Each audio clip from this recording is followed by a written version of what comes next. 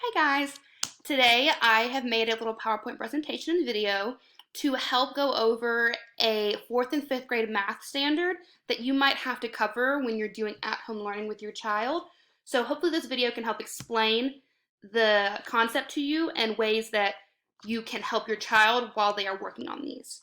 So the concept we're going to cover today is how to convert among different size standard measurement units within a given measurement system and use these conversions in solving multi-step real-world problems.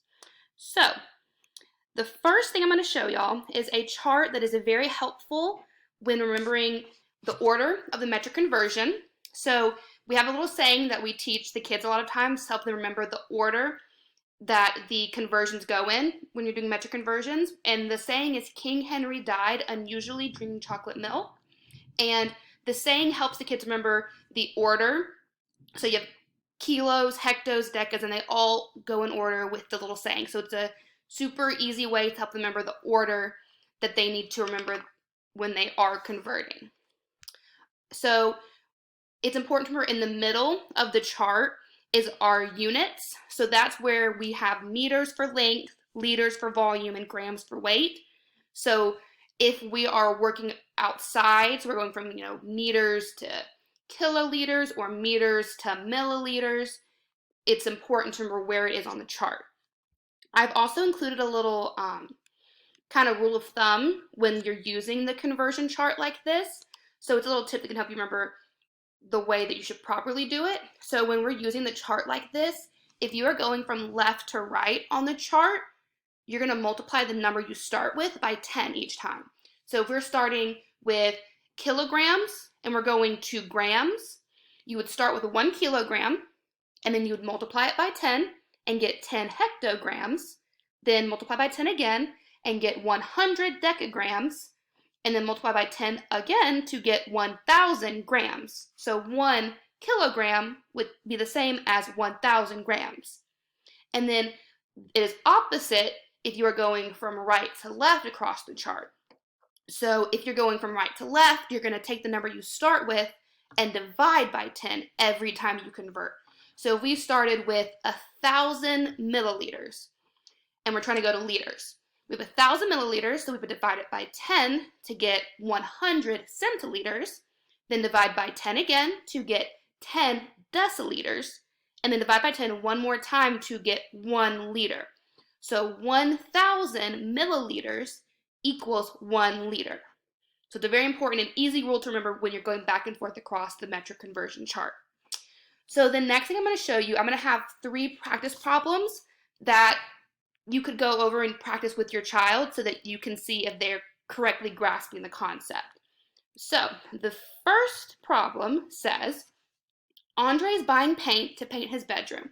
If he needs 6 liters of paint to paint the whole room, how many milliliters of paint would he need? So we're going to go back to the chart, and we're starting with 6 liters and going to milliliters. So we're going from left to right, so that means we're going to multiply. So if we start with 6 meters, we're first going to multiply by 10 to get 60 deciliters. Then we're going to multiply by 10 again to get 600 centiliters. And then multiply by 10 one more time to get 6,000 milliliters. So if Andre has 6 liters to paint his whole room, he is going to need 6,000 milliliters. And I included at the bottom the little conversions we made. We went from 6 to 60 to 600 to 6,000. So the second problem is Liza is running track at her school. If she's going to run 100 meters, how many hectometers will she run? So if we go back to the chart, we're going to start at 100 meters and we're going left to hectometers. So this time we're going to divide. So if we start with 100 meters, we're going to divide by 10 to get 10 decameters, and then to go from decameters to hectometers, we divide by 10 again, so we'll get 1 hectometer. So 100 meters would equal 1 hectometer. And again, I showed how we went from 100 meters to 10 decameters to 1 hectometer. And then for our last practice problem, it is Trevor's buying a bag of peanuts at the grocery store. If the bag weighs 5 kilograms, how many decigrams does it weigh? So we're going to go back to the chart, and we're going to start with 5 kilograms, and we're going to decigrams. So we're going from left to right, so we're going to multiply.